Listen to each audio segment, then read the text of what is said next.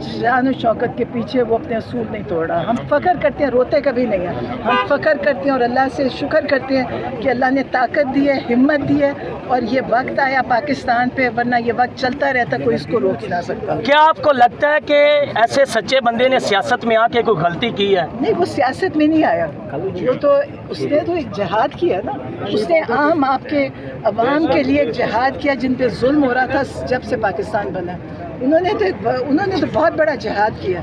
वो सियासत नहीं कर रहे। सियासत क्या हो रही है, ये सियासत है। उन्होंने कभी सियासत नहीं की। खान साहब ने कभी कहा ही नहीं कि मैं सियासत कर रहा हूँ। मैं एक बाप हूँ, बाप की जा रहा हूँ कि बाप बच्चों से जुदा नहीं रह सकता।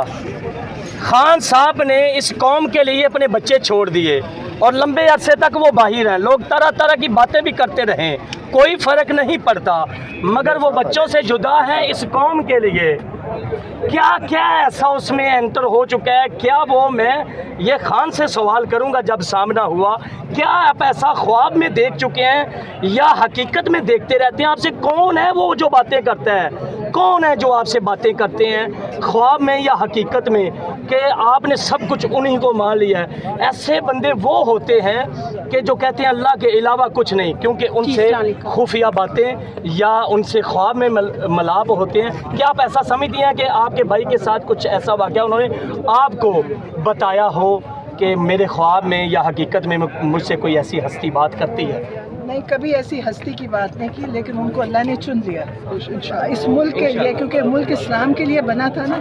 इस मुल्क का एक मकसद था। मामूली बंदा बच्चे नहीं छोड़ता। हाँ, नहीं, वो दुनियावी चीज़ें तो बहुत, वो तो सब कुछ छोड़ा उन्होंने। आज तक ना पैसा बनाया ना देखा। इन्होंने उन पे जो जो मुकदमे किए हैं वो उनके करीब भी चीज़ें नहीं जाती, क्योंकि ये खुद उन चीज़ों की शान और शौकत में रहते हैं ना उन्होंने लिबास ऐसा पहना, ना उनको ये शौक़ था कि बड़े बड़े इमारतों में रहें। उनका ये शौक़ नहीं था, ये इनके शौक़ हैं, ये समझते हैं। वो अपने मुल्क के लिए निकले, अपने अवाम के लिए और अपने लोगों के लिए।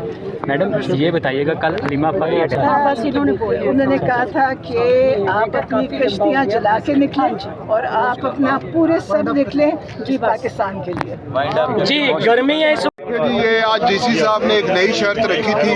वो वज़ीर आला साहब जब आएंगे और वो जब वो तकरीर करेंगे तो आप सुन लेंगे कि वो उनकी माफ़ी की तकरीर होगी या वो फिर उसमें जो भी अल्फाज होंगे वो आप भी सवाल बताइएगा। इमरान खान साहब 15 माह से जेल में हैं, तो उनके बगैर कल का जलसा लाहौर में पहली दफ़ा नहीं जा रहा है, तो कैसा जलसा दे देंगे कल? आप अगर 8 सितंबर को इस्लामाबाद का जलसा देखें तो आपको ये नज़र आया होगा कि इन्होंने 30 जगह से रास्ते बंद किए थे, लेकिन इस्लामाबाद और रावलपिंडी के लोगों ने पैदल चलकर 10-10 किलोमीटर जलसा गाह से दूर वो पैदल आए, बच्चों के साथ आए, औरतें आई और उन्होंने इमरान खान की आवाज़ पर लब्बैक कहा। इंशाअल्लाह ताला कल ये पूरा लाहौर यहाँ पर मौजूद होगा और इनकी आंखें इंशाअल्लाह फटी की फटी रहेंगी। नफरत ये कोई इस टाइम रात के 2 बज गए, और इतना लोग जो ये बाहर निकले ये कोई बेवकूफ़ नहीं है। और आप कल देखेंगे ये जलसा गाह, ये मवेशी मंडी जितनी भी है ना, और आप पूरा लाहौर कल जाम देखेंगे इंशाल्लाह। नाज़रीन, आपने गुफ्तगू सुनी नौजवान